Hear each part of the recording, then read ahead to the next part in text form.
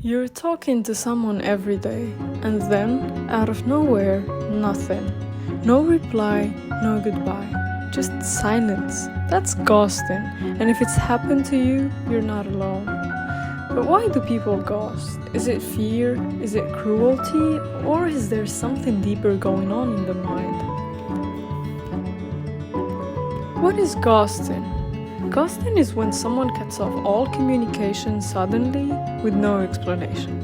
It often happens in dating, but it can also happen with friends, jobs, even family. So let's get into the big question. Why do people ghost in the first place? It feels cold, confusing, even cruel. But underneath that silence, there are real psychological reasons. Here are the 5 most common. First, the avoidant attachment style. People with avoidant attachment styles often struggle with emotional closeness. They crave connection, but when things start to feel too real or vulnerable, their instinct is to pull away. Ghosting becomes a coping mechanism, an escape hatch.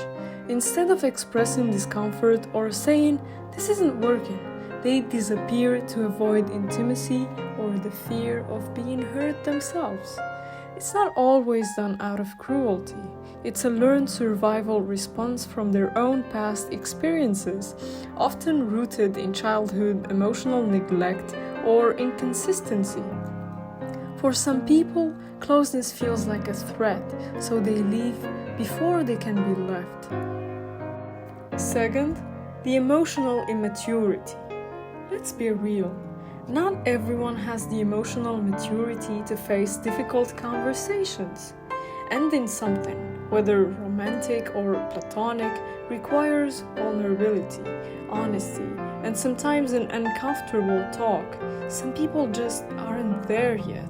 They panic at the idea of hurting someone, being judged, or dealing with emotional backlash. So instead of dealing with conflict, they avoid it altogether. They don't ghost because it's right, they ghost because it's easier.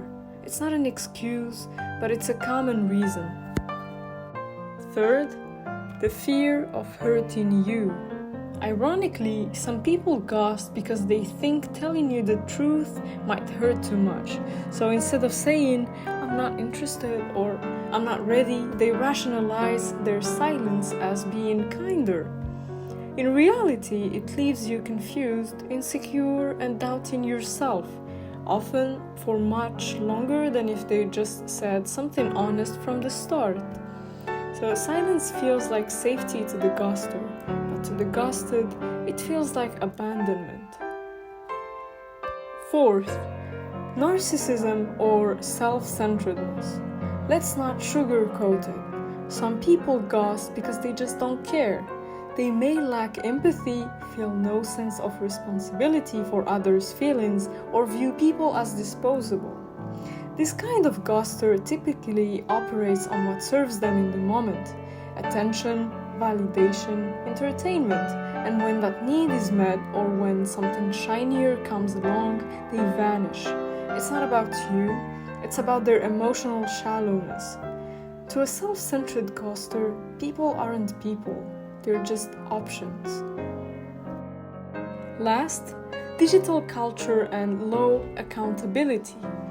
In today's world of swipe culture and instant gratification, we're more connected than ever, but also more disposable. Apps, social media, and dating platforms create this illusion of endless choices.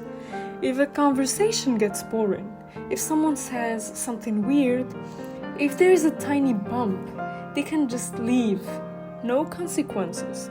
It's easier than ever to ghost because our digital culture doesn't reward confrontation, reflection, or closure. Online disappearing is just one tap away, and sometimes that's all it takes. So, why do people ghost? It's rarely because they did something wrong. More often, it's about their fear, their avoidance, their lack of emotional maturity, or simply how easy it is to disappear in a digital world. It might feel personal, but most of the time it's not. Ghosting is a reflection of the other person's communication style, not your worth. If you've ever been ghosted, know this. You deserved clarity. You deserved honesty, and just because someone couldn't give you that doesn't mean you aren't worthy of real, respectful connection. In the next video, I'll talk about how ghosting affects us psychologically and how to actually heal from it. So if you're going through it right now, I got you. Make sure to subscribe if you want more real talk backed by real psychology. And if you've ever been ghosted or done the ghosting, drop your story in the comments. Let's talk about it.